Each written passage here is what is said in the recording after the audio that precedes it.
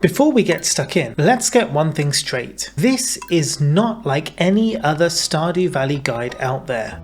If you're looking for some kind of min-max tutorial, or how to complete the community center in 1 year, or how to make a ton of cash as quickly as possible, you should probably move along right now. This tutorial is designed for beginners to the game, or those who have tried but failed to get into it and want to give it another shot. It's made to show you that Stardew Valley does not need to be overwhelming, nor does everything need to be done at all.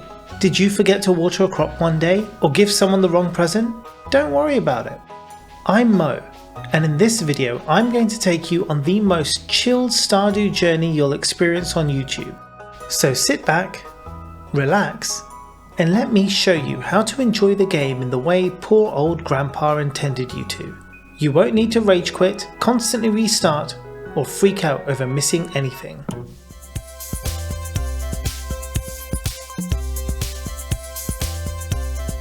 I'll not spoil cutscenes for you, but as this is the intro to the game, I'll give you a quick rundown as it plays in the background. The premise of this game is that you're a cog in the capitalist machine, working a 9-to-5 cubicle office job for a giant corporation, Joja. When you were a young boy, your grandfather gave you a letter on his deathbed and told you to open it when you've had enough of the daily grind. The game begins where you've reached that point, and remembering your grandfather's letter, you open it and learn that he's left you a farm in Stardew Valley. With a shred of your sanity left, you pack up and leave the big city for Pelican Town, a remote, quaint town located in Stardew Valley. I suggest you watch the intro cutscene for yourself, as it's also where you're introduced to Mayor Lewis, the mayor of Pelican Town, and the ever-desirable yet unattainable Robin, the local carpenter and girl boss who you'll be seeing a lot of as the game progresses. After spending a decent 20 to 30 minutes in character creation, mostly cycling through the vast array of clothing options, I would suggest selecting the standard farm. There are a bunch of different farms to choose from, but as a beginner the standard farm is the most friendly. You then watch the intro and find yourself waking up in your newly acquired farmhouse. Before we get stuck in, we'll take a quick moment to look at the various options the game has to offer. If you're on PC, press E to bring up the menu screen. From this screen you can see your inventory, player stats, map, your friendship levels, your pets, recipes, items you've discovered, and so on. Don't worry about any of that stuff right now, just go over to the options. There's a few features here you'll want to turn on to make your life easier. Tick the following options: Auto Run, Always Show Tool Hit Location, Show Advanced Crafting Information, Lock Toolbar, and Zoom buttons. The tool hit location will tell you where you're aiming, which, believe me, is essential. Lock Toolbar ensures that the game toolbar always remains at the bottom of the screen. It isn't necessary, but I find it a lot easier when I know where the toolbar is all the time. The zoom buttons allow you to quickly zoom in and out of the screen. Finally, at the bottom you'll see that you can take a screenshot. This is really handy if you see something pretty, or create a farm or room design you're particularly proud of and would like to share it. Now let's spend a minute just talking about the other options. As you can see, in your inventory you can move things around. On PC, the inventory items can also be accessed with numbers on the keyboard, so I like to arrange my items based on the keyboard shortcuts I like to use for them. Just click on an item to pick it up and drop it into the space you want it to be in. You can also change your clothes from this screen when you find different clothing items. The friendship menu shows how many friendship hearts you have with each NPC in the game. The more friendship hearts you have with NPCs, the more of their storylines you unlock, and they give you gifts. You can date the single NPCs and even marry them, if you have enough hearts. The crafting menu shows which items you can craft and what you need to build them. As the game progresses you learn new crafting recipes. When you have animals, the animal menu shows you their affection levels. There is then a checklist of items you have found in the game. When you collect items they will be displayed here. You can also see cooking recipes you've learned, letters you've found, achievements you've gained, and so on. But that's all I want to say about that. All of that stuff isn't really important when you first start. Take your time, explore the menu, but don't let it overwhelm you. Just remember that we're taking things slow, and we don't need to get bogged down in everything the game has to offer just yet. That time will come. For now, let's pick up our free gift. Each day starts at 6 AM. That's the farming life. When you start the game, you are given 15 parsnip seeds. It's a way to teach you how to start your farming journey. Pick those up and press F on PC, or click in the top right to see your journal. This shows you all the quests you have picked up.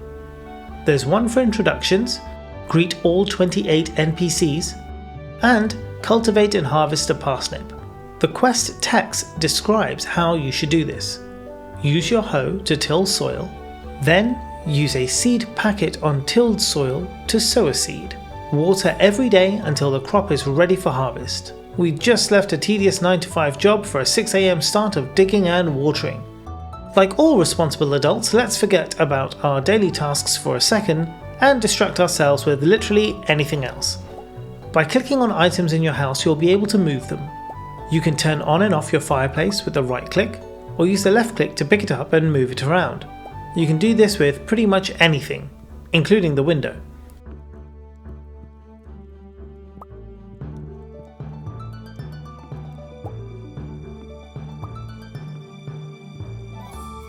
After all that moving, let's take a break by watching some TV. Much like in real life, the TV in Stardew Valley is your best friend.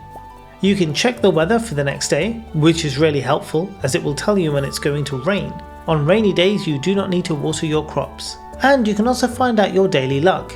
Luck is an interesting concept in Stardew and affects various things in game, such as which treasures you can find, how many enemies you will face when mining, how easy it is to find a staircase. Confused yet? Yeah, don't worry. When the time comes, I'll explain it all. For now, just know that it's useful.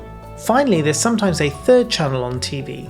It will either give you farming tips or it will teach you a cooking recipe. It's good practice to always check these. They do repeat, but in some cases not for a long time, so just get into the habit of checking the TV at the start of every day. Right, it's time to go outside. Jeez, what a dump. Seriously, did no one bother to sort this place out in the last however many years? That's okay, we can take care of this. It will take some time, but it's entirely possible and quite rewarding. First though, let's just clear a little space for our 15 parsnips. Various tools in your inventory will be effective against different objects. A pickaxe is used against rocks, an axe against wood, a scythe for grass and fibre, and your hoe to dig earth. You'll notice that when you use a tool on an object, your energy depletes. When you lose all your energy, you will collapse from exhaustion. Don't worry, the game warns you before this happens. Just keep an eye on that energy bar. You can replenish energy in different ways, the main method being through food, and we'll look at that a bit later on. We don't want to waste a lot of energy clearing everything up, especially since we don't have any food at the moment. So just clear a few rocks and logs. Interestingly, using a scythe doesn't take any energy, so when you need to clear fibre, which are these plants here, although you can use a pickaxe or a hoe on them, a scythe is much better as you won't waste any energy. Now, before you get a bit trigger happy on clearing everything away with your magical energy neutral scythe, I must warn you not to clear your grass just yet. If I don't warn you about this, I will get severe backlash from every hardcore Stardew Valley player. I'll explain why. Grass is used to make hay. Hay is what you need to feed your animals later on in the game. The problem is when you clear grass, you don't pick it up like you do with logs, stone or fibre. The only way that grass is collected is if you have a silo on your farm, and that's not something you can get right away. Honestly though, between us, if you accidentally clear up a bunch of grass, don't even worry about it. There's more than enough grass on a standard farm to fill a silo and then some. There's other ways of getting hay and grass later on as well, so yeah, if you start clearing it all and someone says, actually you should wait, you can tell them that British Mo said it's okay. I went a bit crazy this first day and just used the scythe to pick up as much fibre as I could, just to prove it took no energy, but then I remembered I still needed to plant my parsnips. So when you've cleared enough space for your parsnips, go ahead and hoe the ground. When it comes to hoeing ground, I like to try and keep things in a 3x3 square. This is because when I'm watering the crops, I can stand in the middle of the square and reach all the squares around me. Obviously it depends on how many seeds you have to plant and how much space you have, but that's just my preferred method. You can water the ground first or plant your seeds first, it doesn't matter. But just make sure that you till the earth with your hoe before you start. As I was busy going on a fibre killing spree, I managed to acquire some mixed seeds.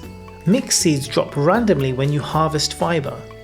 These are pretty cool as you can plant them and they grow into a random crop of the season. So in spring they could grow to become parsnips, cauliflower or potatoes. I hoed some extra ground for these and planted them as well.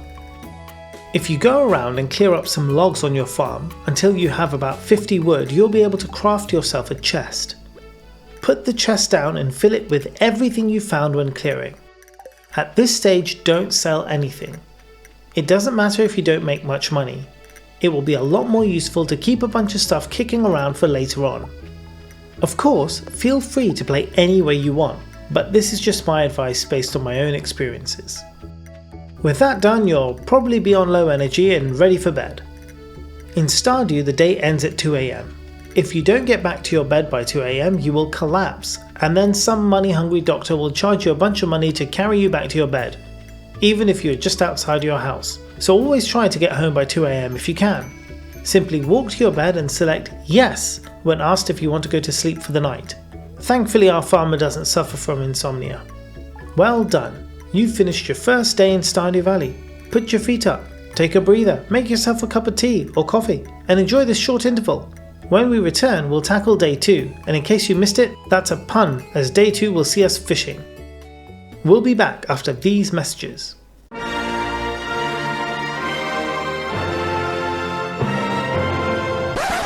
Hey you!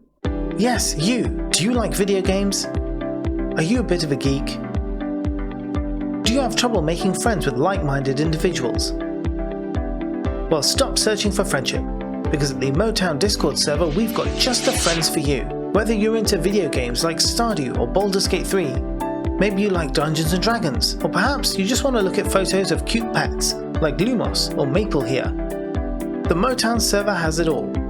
We're a close-knit community of gamers, streamers and geeks. You'll be sure to find a place to fit in, provided you're not a complete asshole. Check out the link in the description to join today. This promotion was paid for by That British Mo. Membership subject to terms and conditions. Joining the server won't guarantee you friendship but will greatly increase your odds of making friends. Dickheads will be banned. I'm That British Mo and I approve this message. On day 2 you'll have new mail. Checking that, you see you've received a message from Willie, the resident fisherman of Pelican Town. He asks you to go by the beach. You will definitely want to do this as it will unlock fishing in the game. Before we get there however, we'll do the customary watering of crops. You'll have noticed on the TV in the morning that the next day will be rainy. That's great for crop watering because it means we won't have to do it. On the way to the beach we pass Pierre's shop. Outside the shop there are 2 very important items. The first is a town calendar. This tells you the various events of the season as well as everyone's birthday. When you do get around to making friends with everyone, giving them a gift on their birthday will greatly increase how much they like you. The second item is the Help Wanted board. These are time-sensitive quests you can complete for both increased friendship and rewards. The reward is usually money, and so it's worth doing these quests if you can. If you forget to do the quest or don't pick it up, don't worry. There will be other chances to make friends and get money. Some quests also repeat if you miss them, so there's no rush to get them all done right away. You can see the quests you've picked up in your journal. You can also delete quests from there, although I wouldn't recommend doing that as there's no way of undeleting them. You'll notice on my way down to the beach I go searching through all the trash cans. That's because there's sometimes some pretty decent hidden treasures in the trash. Just don't let anyone catching you doing it as it will reduce their friendship points with you. Unless you don't care about that, then by all means go ahead and be a trash panda. Now I won't lie to you, fishing in Stardew Valley is not like fishing in other cozy games. Many people find it very difficult and impossible to get into, but once you crack the method you can easily spend hours fishing away in the game. I'm not going to use this video as a way to teach you how to fish. I've made several videos on that topic already. If you'd like help with fishing, you can catch my ultimate guide to fishing here. I will say one thing in this video though. If you want to make fishing easier on yourself, go and buy the training rod from Willie once he opens his shop at 9 AM. The training rod will increase the size of the fishing bar, making it much easier to catch fish. It's the best 25 gold you'll spend in the game. What you do for the rest of the day is really up to you. Spend some time getting used to the fishing mechanics or spend your energy clearing up your farm a bit. I decided to try and meet various villagers to complete the quest to meet everyone in town. Yes, I'm aware of the discrepancy. They are called villagers even though they live in Pelican Town. Surely they should be townsfolk. Townspeople? Townies? Never mind. As you can see here, I ran out of energy by 4:30 PM and went to bed. Now other far more hardcore Stardew Valley players will tell you I've wasted half a day, but you know what? It doesn't matter. You want to sleep? Then sleep. You want to eat food and get more energy and do more things? Then do that. I will keep repeating this message to you because not enough people say it. Play the game however you like and in the way that gives you the most enjoyment. Good night. Well, good afternoon. Either way, see you tomorrow. Here's an interesting bit of information for you about Stardew Valley. On day 3 of spring in the first year, it always rains. As I mentioned earlier, this means you don't need to water your crops. Nature's got your back. I decided to spend most of this day fishing and clearing my farm. That's just what I felt like doing. Could I have done more? Sure. Do I care? Absolutely not. There is one interesting thing about fishing I will enlighten you on though. It's the appearance of treasure chests. Sometimes when you're fishing, a treasure chest will suddenly appear. If you can grab it, I would recommend you to do so. Watch out though. If you go for the treasure chest, your fish will start escaping. So what I suggest you do is try to reel in your fish until it's nearly caught. Then go for the treasure chest, and after you get it, go back for your fish. It's quite tricky with some of the harder fish, but once you get the hang of fishing, it's quite a good way of finding some decent loot, like bait, gems, minerals, and more. As you level up your fishing, you'll be able to upgrade your rod and attachments, making treasure hunting easier and more lucrative. Now I know you don't want to watch me fishing all day, so let's skip ahead. As you go about clearing your farm, you're going to run into a few nice surprises. One of these are geodes. You can get geodes from breaking rocks. At this point in the game you can't open geodes, but you can take them over to the resident blacksmith Clint, who lives on the far east of the map. He will charge you 25 gold to crack open a geode, but it's worth it as they can contain some really great treasures inside. So if you find a geode, don't throw it in the shipping container. I will also let you in on a little secret about geodes and luck. A lot of people will say things like, don't open your geodes on days when you have bad luck, or don't go mining for geodes unless it's a good luck day, thinking that luck affects what's inside the geode. This is absolute codswallop. That's not to say that luck doesn't affect geodes in any way, it does. Luck will increase your chances of finding geodes. So on a good luck day, if you go looking for geodes, you'll be more likely to find some. But Mo, I hear you ask, how do you know this to be true?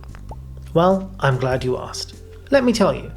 The Stardew Valley Wiki. By this point in the video, you're probably ready to learn about this valuable resource. If you're unsure about anything in the game, go to the wiki and search for it. Words cannot express how useful it is. You don't need to worry about it right away in the game. If I'm being completely honest with you, I didn't look at the wiki until my second year in the game. There's a lot of information there, and if you feel like you'll get overwhelmed, just leave it for now. It will always be there when you're ready for it. Before I move on, you'll have noticed I mentioned luck again. Luck in Stardew can be a complicated subject and I won't cover it in detail here, but if you'd like to know more, let me know in the comments below. If there's an appetite for it, I can create a video specifically about luck in Stardew Valley. After a bit of clearing, I took my geode over to Clint to have it opened, and inside was this strange mineral, Jamborite. You can see from the description it says, Gunther can tell you more about this if you donate it to the museum. Let's meet this Gunther and check out the museum. The museum is just below Clint's workshop and is another integral part of the game.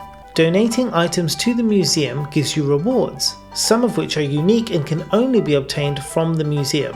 When you visit the museum for the first time, you'll get a cutscene from Gunther where he will explain that he'd appreciate your donations. I'll let you watch that one for yourself. After you watch it, you'll be able to donate items to him. If you're unsure whether an item can be donated to the museum, it will always have that description text that states, Gunther can tell you more about this. Personally, I would donate all items to Gunther that you can. All items, that is, bar 2. At some point in the game, you'll come across a dinosaur egg and a prismatic shard. When you do, I strongly suggest you hold on to these and don't give them to Gunther right away. You will eventually find others, so don't worry too much if you donate them by accident, but try to remember this advice if you can. Day 5 sees our first parsnip harvest and a very important letter. The Joja Corporation write to inform you that a landslide they caused has now been cleared. What this means for you is that you now have access to the mines and a whole new element of the game it gets unlocked. Fighting. But before you get too excited, let's harvest our parsnips and sell a few, but not before we keep some for ourselves. Remember that it's always wise to keep a few of everything you grow. You never know when it will come in handy later on. When you harvest your parsnip, you will have completed your Getting Started quest. Remember to look at your journal to collect your reward. It will not automatically be awarded to you. Now let's go and check out those mines. Head over to the top of the map and you'll be able to cross over to the caves. There you will meet Marlin, who explains that the mines can be dangerous and there are various monsters that live deep underground. He will give you a sword and leave you be, but not before telling you about the Adventurers Guild. You'll be eager to go mining right away, and there's no reason you shouldn't, but some words of advice. When mining, always make sure that you have some food with you. Forageable items such as leeks and horseradish can be useful. Any fish you catch or crops you grow are also decent food sources, but early in the game you might want to sell those for money. Later on in the game you will learn to cook your own food, and when you have more money you can buy food from the saloon. You will need food when you mine for two reasons. Firstly, as you mine you will expend a lot of energy. If you don't have anything to eat to replenish your energy, you will have to leave early, or if you keep going you will faint. Secondly, if you are hit by monsters your health will deplete. Food will boost your health back up. If you lose all your health you will fall unconscious. Although you cannot die in the game, if you fall unconscious you could lose valuable items you have mined, so try not to do that. Keep an eye on your health and energy frequently. As you go through the mines you need to break rocks to find the ladder down to the next level. Breaking rocks will give you stone and can also give you ores such as copper, iron, gold and iridium. In the first few levels of the mine you'll mainly find copper. There are also other minerals and crafting components to be found in the mine such as quartz, earth crystals and more. You will want to collect these if you can. For every 5 levels down the mine you make, you will unlock the elevator. This allows you to fast travel deeper down the mines instead of having to go down level by level each time. The further you go, the more difficult it becomes, but the better the loot will be that you get. Now you're going to run into your first major snag. You're quickly running out of inventory space. But we'll solve that problem later. We need a lot more money first. After a quick trip to the mines I decide to blow all my money on cauliflower seeds, as I have a space in my farm to plant them, and I'll be able to sell them once they're ready to harvest. I then go and visit some more townsfolk, and here I run into Gus, the owner of the local saloon. The saloon is where many of the townfolk like to gather in the evening. If you head there at night you can meet a fair number of them. You can also buy food from Gus and play music on the jukebox, free of charge. There is something else in the saloon, an arcade machine. Well, 2 arcade machines, but right now you'll only be able to use one of them. If you think that Stardew Valley is a cozy farming simulator, then prepare for a very rude awakening. Journey of the Prairie King is a merciless 2D shoot 'em up heralding back to the days of the Atari 2600. The elder millennials here will know what I'm talking about. Unless you have severe masochistic tendencies, I suggest you steer well clear of these arcades. If however you're like me and don't value your sanity, you can check out my video on how to beat Prairie King here. You'll need all the help you can get. After you do some mining, you'll get a visit from Clint the next day. He'll tell you about a forge which you can use to smelt ores into bars. Those bars can then be used to upgrade your tools. Your basic axe, pickaxe, hoe and watering can all be upgraded to copper, iron, gold and iridium quality, in that order. You cannot jump from copper to gold for example, you have to go through each upgrade. Upgrading your tools does become essential as you go through the game. Certain items can only be broken by higher quality tools. Upgrading the watering can and hoe let you water and dig more spaces in one use. But we'll get to all of that later. For now, let's build a scarecrow. You may have noticed that after you harvest your parsnips you get a new quest, to build a scarecrow. When you plant crops there's a chance a crow will come down and eat it as it's growing. To avoid this, you need a scarecrow on your land. A single scarecrow covers a lot of farmland. If you want to know exactly how much, you can find out on the Stardew Wiki by searching for Scarecrow. Build one and put it down to protect your precious crops. Then don't forget to collect your reward from the journal page. After spending some more time clearing the farm and doing a spot of mining, I run into a very special cutscene that will introduce us to the real magic of Stardew Valley, the community centre. From day 5 of spring onwards, as long as it's not raining, if you enter the town from the bus stop between 8 AM and 1 PM, it will trigger the community centre cutscene. I don't want to spoil this for you, so go and watch it for yourselves. It will open up this old building for you to explore, and explore you should. I suggest you attempt to interact with the strange object in the lower left room. I spend the rest of the day meeting villagers, exploring the first 5 levels of the mines, planting some more crops and clearing up my farm. These early days are a great chance for you to get to know the game better, explore the mechanics, see what you like. In my first playthrough, I hated mining and fishing so much that all I did was farm, for an entire year. I never so much as swished a sword at a monster, and that's what's great about Stardew. If you want to play it that way, you absolutely can. If you attempted to read that strange object in the community centre, the next day you'll get a letter from the resident wizard. Yes, that's right, I said wizard, asking you to visit him on the far west side of the map. There's a very groovy cutscene in store for you there, so check it out. After you've done that, you will unlock the ability to explore what the community centre has to offer. Much like the museum, you can donate items to the community centre. Once you donate the required items, you will get rewarded. Small rewards are offered for completing each bundle, and completing all the bundles in the room will unlock a feature of the town. The first room is a crafts room. You can visit the community centre to check out what bundles there are to be completed. Alternatively, you can go to your inventory and click this button, which opens up the community centre bundles. Note, you can't actually complete bundles from here, just to view what's required. Completing bundles will also unlock other rooms in the community centre, as you'll see later. There's also a very cool feature where the community centre button flashes when you hover over an item needed in a bundle. Remember when I said to keep some of everything you find? This is why. If you want to complete the community centre, you'll need a wide variety of items from wood to mushrooms to melons, fish, gold, and even a rabbit's foot.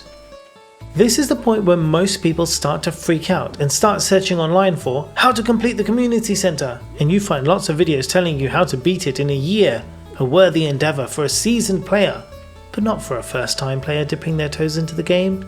My advice to you at this point would be to be aware of the community centre.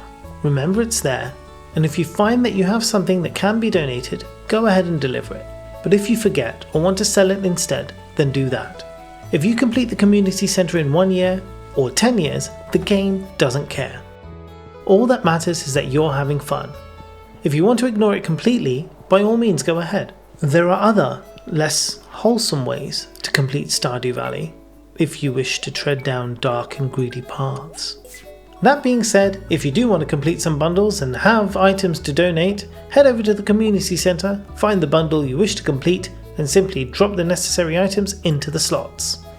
On day 10, a truly magical and wondrous thing happens in Stardew Valley.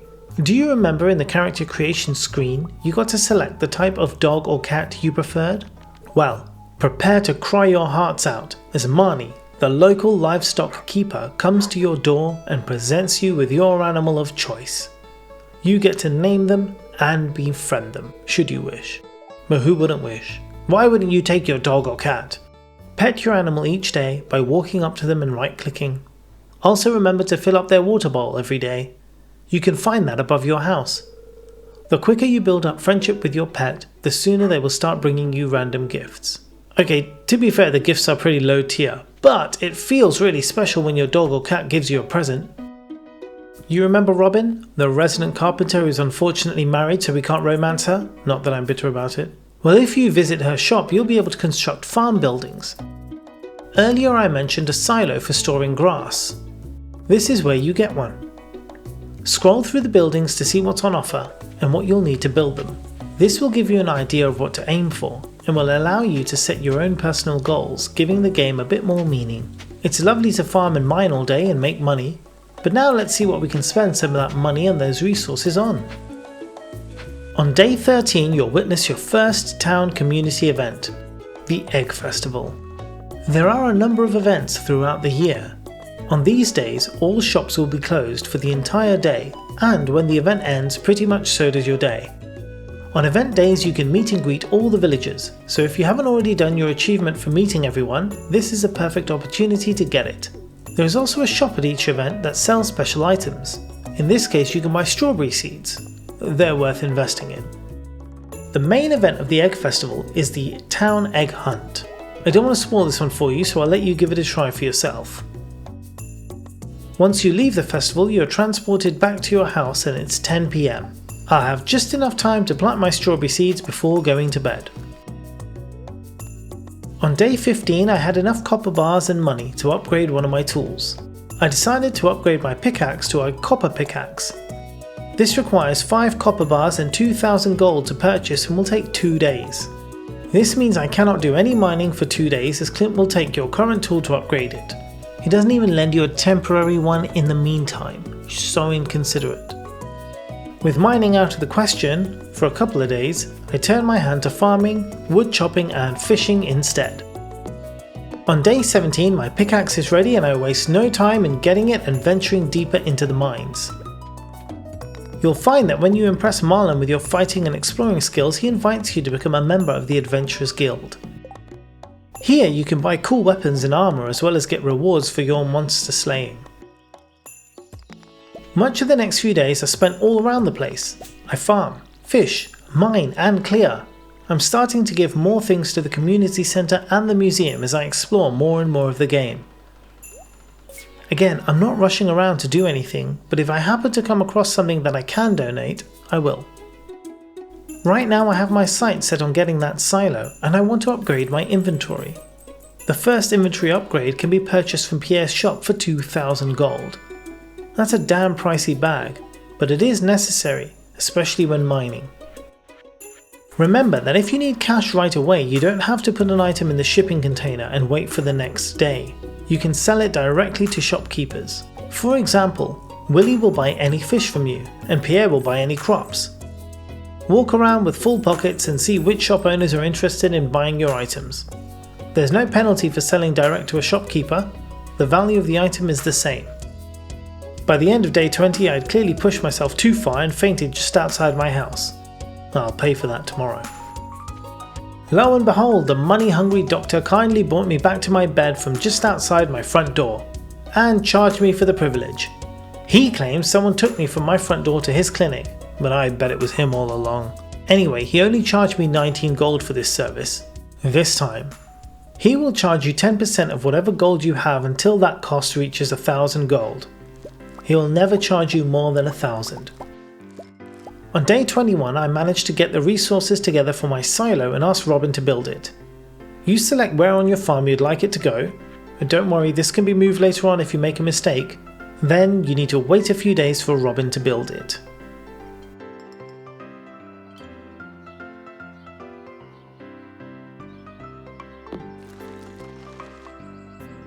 Let's take a break from the wholesomeness of Stardew Valley for a moment so that I can introduce you to the dark side of the game.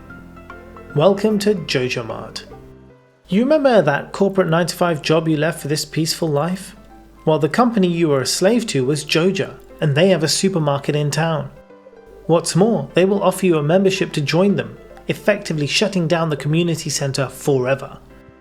If you go down the Joja route, you can complete the game, unlocking all the town upgrades, but instead of donating bundles of crops and resources, you donate bundles of money. Cold hard cash is king at Joja. For many people, this is considered the ultimate betrayal. There are hardcore Stardew fans who would never speak to you again if you embarked upon the Joja route. So obviously I did just that. If you're curious about it, check out my video where I completed it for the first time, and then where I speedran it. For your first playthrough, however, I suggest walking away, but don't let the haters put you off. It's actually quite a fun way to complete the game. On day 23, my silo was finally finished and I could now remove the grass from my farm. This is always a very satisfying job, Use the scythe to go around swishing all the grass. Remember that using the scythe expends no energy, so you can literally do this all day. Also remember what I said about not worrying if you cut grass by accident before you get a silo? Well, here's why. By the time I'm halfway through cutting all my grass, my silo's full. There's no point building another silo as I don't even have any animals yet who will eat that grass. And at the start of the next season, new grass will grow.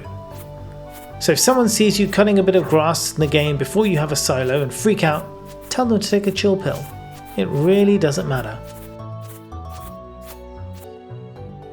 When you get to level 5 of a skill, you'll be able to choose a specialization. Here you can see my farming reach level 5 and I can go with either a rancher or a tiller. As a rancher, my animal products are worth more when I sell them. As a tiller, my crops are worth more. I selected tiller. This can be changed later on in the game for a lot of money, but honestly just pick what you want. I chose tiller because I know the game, and I know that when I do get animal products, I will use them as ingredients to make other items for more money instead of selling them as they are. For that reason, tiller is a better choice for me. But if you like the idea of being a dairy farmer and selling milk as is, then be a rancher. Sure, you can make choices for efficiency, but that's not what this guide is about. I'm here to encourage you to choose what appeals to you, not what makes the most money. Day 24 of spring is the most depressing day for many new players. It's the flower dance. At the flower dance, you can ask any of the single townspeople to dance with you. The problem is that by day 24 of spring, unless you have specifically been working really hard at increasing friendship with the specific townsfolk, you won't have enough friendship hearts with anyone for them to accept your invitation.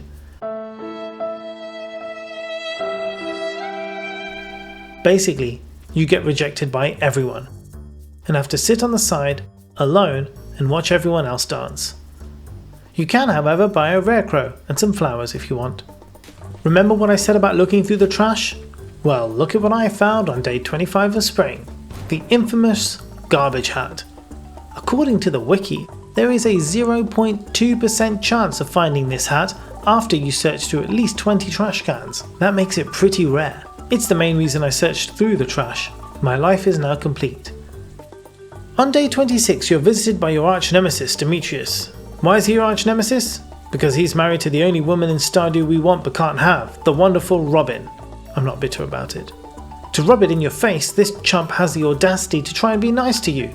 Demetrius will offer you a chance to convert the cave at the top of your farm into either a mushroom cave or a fruit bat cave. The mushroom cave will give you different mushrooms and the fruit bat cave will give you different fruits. There's a lot of discussion about which is better. Personally, I switch it up with every playthrough. It's not something I care too much about, but if you feel really strongly about it, you can read about people getting angry on Reddit about which is best. The final few days of the season were spent making sure my crops were harvested, my farm was clear, and I finally made enough to buy my first animal house, a chicken coop. It won't be ready for this season, but I'll be able to buy chickens for it come summer. With the close of spring upon me, I look forward to the long days of warmth and sunshine to come. I hope you've enjoyed this beginner's guide to taking it easy in Stardew. Join me next time as I continue this farm's journey through summer. If you have any suggestions for the coming seasons, please feel free to put them in the comments below. Is there something I absolutely should not miss? Or do you have any advice on how to take it even easier? Let me know. Thanks so much for watching, and I'll catch you again next time.